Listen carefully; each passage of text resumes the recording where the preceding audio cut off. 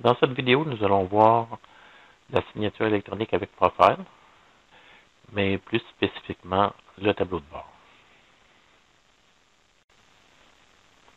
Alors, il y a trois principaux vidéos pour comprendre le fonctionnement de la signature électronique Intuit-Sign. Tout d'abord, il y a l'expérience utilisateur, l'expérience client et le vidéo qu'on voit en ce moment, le tableau de bord. Alors, ici, je suis dans Profile avec la déclaration 2022 que j'ai transmise à mon client pour obtenir la signature électronique.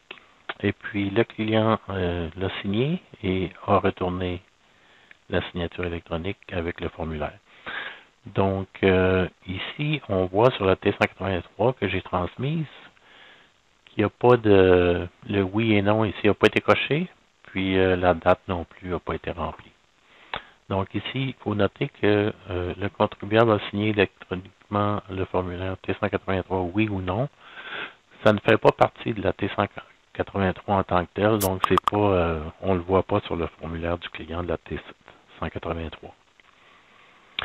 Ensuite, pour ce qui est de la date, il faut que ça soit... Donc, le oui ou non, c'est vraiment le préparateur qui doit cocher oui ou non. Une fois que la signature est complétée, et là, il clique oui, et il va aller entrer la date lui-même. Alors, voyons ce que ça donne avec le tableau de bord. Je clique sur Fichier, Signature électronique, tableau de bord. Puis là, je vais rechercher le document le plus récent qui a été transmis pour signature électronique à mon client. Donc, je clique ici sur signature électronique terminée. Et puis là, je vois qu'il y a plusieurs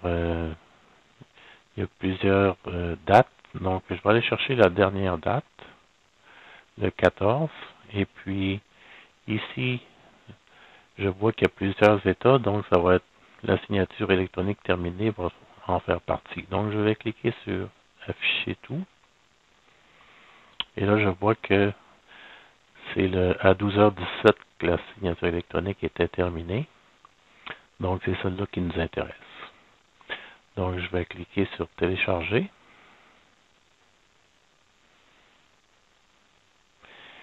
Et puis là, en haut, ça nous dit le document a été téléchargé. Et puis ici, on a une boîte de dialogue qui nous permet de sauvegarder la signature, le document.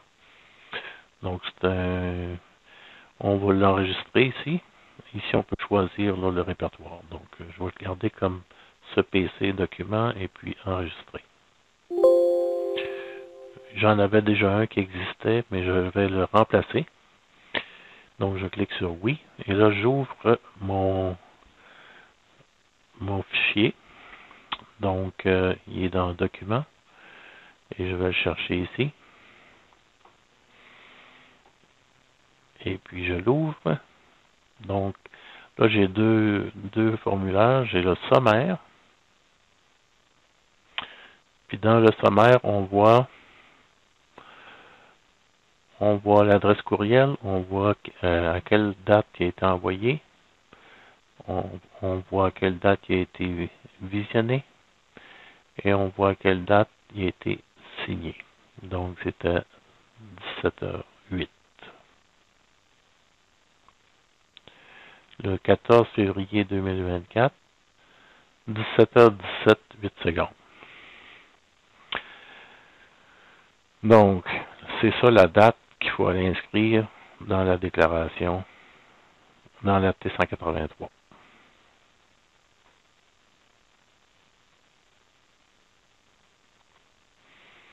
Maintenant, ici, on peut voir la déclaration, la T183 en fait.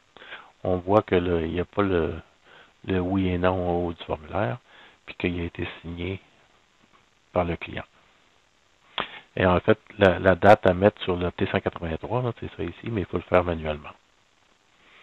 Peut-être que dans le futur, ça va se faire automatiquement, mais pour l'instant, c'est une entrée manuelle.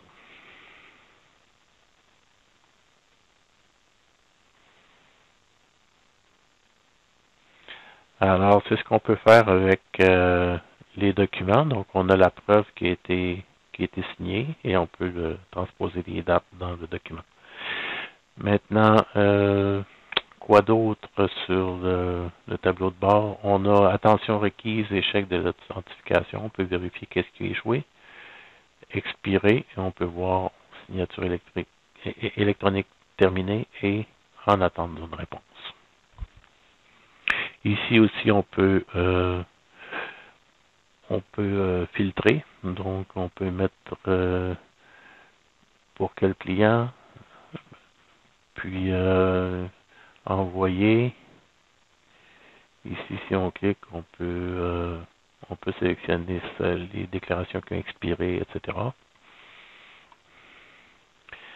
Et puis ici, là, ils sont en gris, mais éventuellement, ils vont être accessibles. On va pouvoir changer l'ordre des colonnes ici. Changer les colonnes en tant que telles. Si on veut cacher une colonne, on pourrait la décocher ici.